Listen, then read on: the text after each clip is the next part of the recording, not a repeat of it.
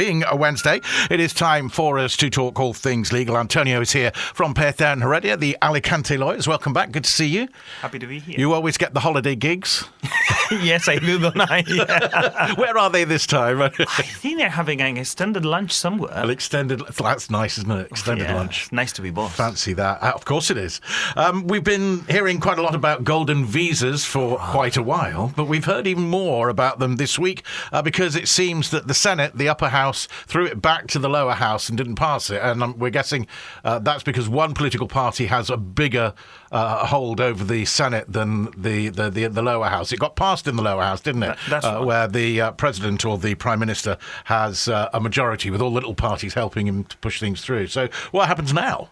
Well, that's an excellent question. Well, the Spanish political system of two chambers or two levels, what says is the Senate may send it back to the first chamber with a list of modifications. Like, okay, we like your law, not enough to pass it, but, it's not bad. So if you do this, and this, then we may pass it again.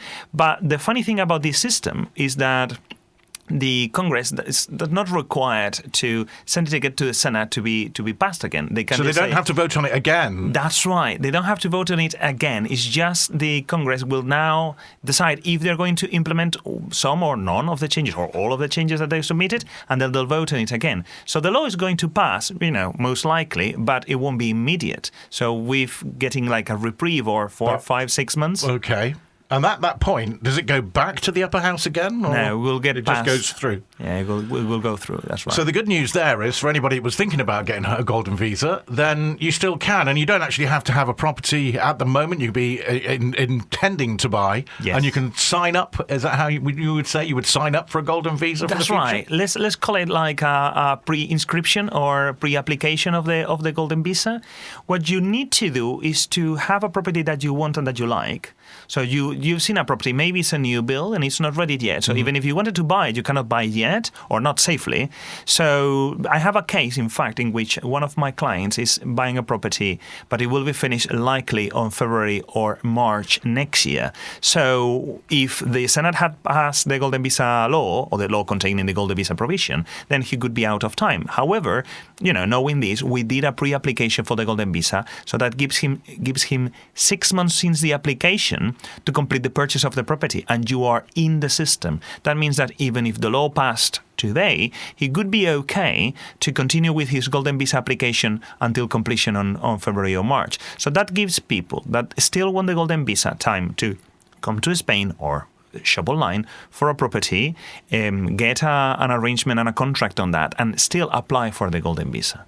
Okay, and from that point, when you get that application in, it's 6 months from that point. 6 months from that point. Right. You have to complete the purchase of the property in 6 months. If you go over that, then we believe you will be out. But, this is uncharted territory. And you've been processing quite a few golden visas in the recent weeks. So thousands have been issued since they first said they were going to kill it, didn't they? Yes, that's true. It's one of those things. It's a Black Friday situation. Everything must go. Now they're offering Golden Visa, say, at a sale. It's no longer going to be again on the market, or not while this government is in power for sure. And I don't think the next one is going to approve it either. So if you want it, you have to get it now, or you won't. So yes, that's right. That it has been a surge of Golden Visa applications, and of course of Golden Visa webinars and meetings and such. All the people want to know, or everyone wants to know, if they have the ability to get the Golden Visa, if they should get it now or not. And of course, that is the subject of the webinar this afternoon, yes? That's right, yes. So plenty more on that from 5:30 on alicantelawyers.es. Now, of course, we mentioned golden visas. They're not the only thing that you can use to gain your residency here in Spain. There are plenty of other options, yeah? Yes, and in fact, funnily enough, Golden Visa is not even the most popular, but because now they are, on sale, or, they're going away. So they are all the rage. But there's plentiful other options to obtain a visa or a residencia that you can apply for to live here or to stay here in Spain for as long as you like. The most popular is probably the non-lucrative visa that allows you to come and stay in Spain for as long as you want, but it doesn't allow you to work in Spain. You can work for a foreign country or for a foreign company, but not for a Spanish company while in Spain. So you can be a digital nomad working in a different country. You could be a digital nomad. You could be just retired, which is probably the most popular option. And then you get your pension, which is obviously technically not considered working, and you stay here and you spend and you stay and enjoy Spanish weather. Not today, but in general. Mm-hmm. And there are other various family options, different types of visa for that? Of course, the Golden Visa and the non-lucrative visa are aimed for extra Europeans, but if you have any ties to Europe, for example, you have a residency in another European country, you can try to transfer that, which in some cases can be done. If you are married or, you are with somebody that's a European or has a European residency, you can try for apply for one of those. If you have to take care of a family member that also has a valid visa or European residence, you can apply for that as well, to be a carer and so on and so forth. So there's other processes. Also, actually, it depends on the individual. They might be better for them to have a different type of visa than, say, this one or that one. Oh yeah, because remember the golden visa requires €500,000 that you have to buy a property. So that's why the non-lucrative visa, which is not as expensive, is more popular. It does not allow you to work. That's true, but most people that come here, a lot of people that come here, are happy with that because they either are working still for their companies on their home countries or other countries, or they just retired. Mm-hmm. But yeah, you also have the student and work visa as well. We've looked at the latest change to golden visas. We seem to have a change to golden visas every other week, don't we? Yes. What about the tourist bans? Because that's become quite a big thing in the past year or two, hasn't it? And we've seen quite a few in the Alicante area, and most recently Alicante itself. Yes, that's right. The last one that we know of that has banned golden visas for 2 years is Alicante capital city. And 2 years is a long time. That supersedes other bans that have been approved in the area. Altea has 1 year ban. Javier has 6 months, which will finish in early 2025, and also Denia has 1 year ban. The shorter one of Javier is because they're just thinking what they're going to do.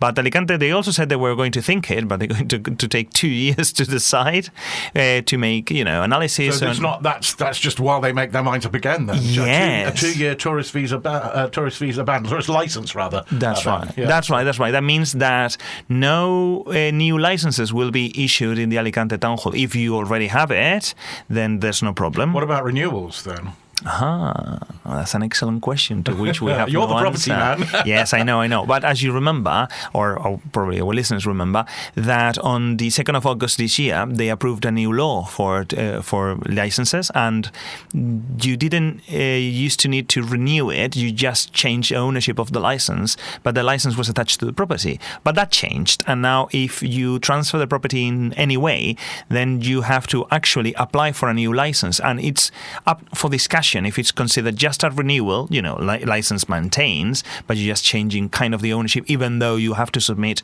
all the documentation all over again, or if it's considered just, a brand new license, the license expires with the transfer of the property. Okay, so we don't know yet. And that's that on a national scale? No.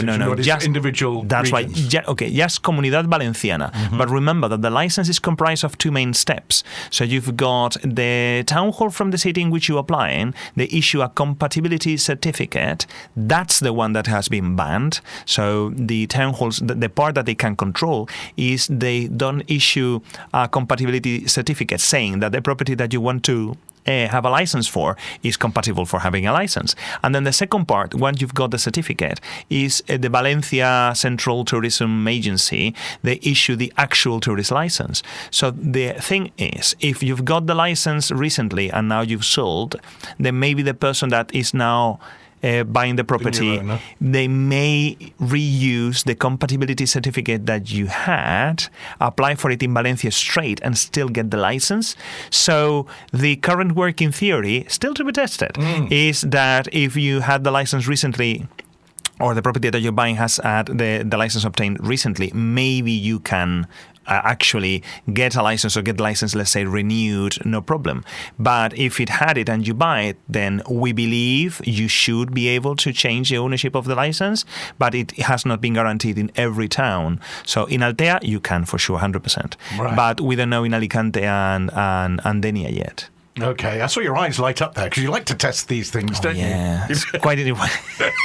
Well, it's quite interesting, isn't it? course, Again, yeah. I've said several times, and I'll say it again: the tourist license law that we have is rubbish. It's really poorly redacted, done a hasty job, and now it's full of holes. So it's not absolutely clear every one of the details. I think it is because the lawmakers made it, but without consulting any of the interested parties. So they didn't talk to anyone, any of the professionals involved on the tourist license business. Which at least to get a professional report by the different agencies. People who deal with these things on a daily basis have a better idea. So why were they rushing? Is that why they did that, or they just don't want to know the answers? That's a good question. I guess it's just a political move for some reason. I don't think it's as popular as they believe I believe it is. Certainly not with me. But you have to deal with it every day. Right, and with our clients either, because it's just making it complicated. And there's people that will think it twice, thinking you're buying for an investment and now you're not sure if you're going to get a license, or at least you're not going to get it for the next year. Then maybe you second guess your decision, which I understand, of course. And we do have, obviously, that issue that we were talking about this recently again on the radio about how the fact is in Spain that there aren't really enough properties for people anyway. So people buying for investment to put out for tourists, they have to try and find some way of limiting that or slowing down the process. Yeah, what they should do, in my opinion, is to incentivize people renting long term. So make it, either give a economic bonus or something, tax break if you rent it long term, and that way you will have people, more security for landlords. Then that's right. So of course, because you've got enough tenants. So if you need what you need to do is convince those landlords that have 3, 4, 5 properties. I think that's right. That's fair, isn't it? If you've got more than a certain amount of properties, then perhaps go that way, and that's right. And that helps everybody. That's right. You have to convince them. So far, with the best they've done is coerce people. So if you have a landlord and you've got more than 10 properties, then you are mandatory. You have to put some of them out to rent. A certain percentage, perhaps. Yeah, but people will. You can work your way around it. So if there's like 10 homes in your family group, so you, your wife, a couple of children, you have 10, 15 homes, you just redistribute ownership. So every individual person is under the threshold, because they don't consider this rule for per family unit, but for individual persons. So you can always play the game. But if you make it sweeter for them to put it out for rent, then they'll start renting out. And if you protect the landlords a little bit more, tenants that are abusive won't get abuse of them, and people will say, oh yeah, I'm making some money, not paying too much tax on that. I have people staying at the home, keeping it safe from squatters, ocupas and such.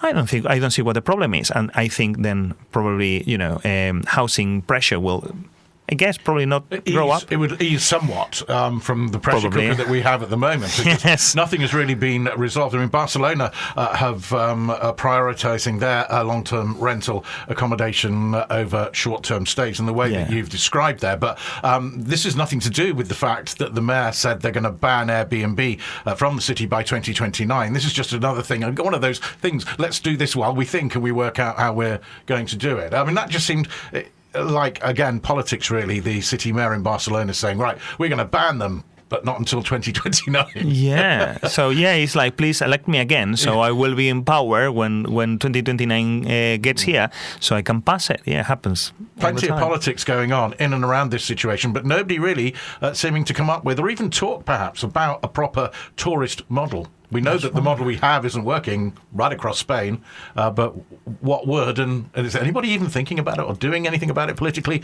We're not due elections yet, are we? I suppose we'll see some more of that as we come close to elections. 2027, isn't it? That's right, but you've posed a great question, and I absolutely agree with you. It's like, okay, you don't like this system? I understand. Let's make it better. I'm happy for that. And I certainly also agree that it could be improved, but show me some options, right? If not, the politicians need the incentive, like an election. Of course. Mind you, actually, I say that 2027 is the next election when it's due. But if there's a budget issue beginning of next year and the PSOE cannot pass the budget, then we might end up with another election again straight away. Yeah, I think they'll pry power out of Sanchez dead cold hands somewhere. Honestly, over my dead body, I think is the way the phrase. Yeah. So we'll see. He's not going. If he can avoid it, he's not going anywhere. Yeah. I think one of the parties that in the alliance, I believe Sumar said that they would not. help with the budget. But, it depends what he can offer them in return. That's what I think. When you need so many small parties to make a decision, then you need a compromise. So they just, playing with times, making it hard on the president, on the political party. So they, gives them more concessions, gives them more things. It's quite interesting, isn't it? Because some of those smaller parties are separatists, that are working with the main government to help keep them in power. And how far does he go, or how far will he go? We've already seen quite far with the pardoning of some of those Catalan separatists that were responsible for that illegal partition. That's true. Yeah, that's a good question. In Spain, as you, the main two parties, one is more, Sanchez is more about compromise and such, and probably Popular Party is more about a tough line. So they did the article in Catalonia, and they went there with the Guardia Civil to stop the election, the voting that they had and such. Which one of the two ways is the best? That's probably the big question. You have been involved in somebody who had an issue with their property contract recently, where everything was all signed, all went through properly. You see, but the story sounds common, but also interesting.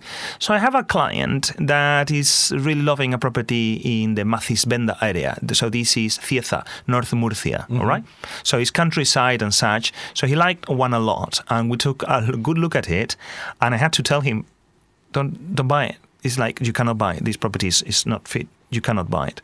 So he agreed with me. He really was liking it. He agreed with me and decided not to pursue. So he continued searching for properties, and then I found another one.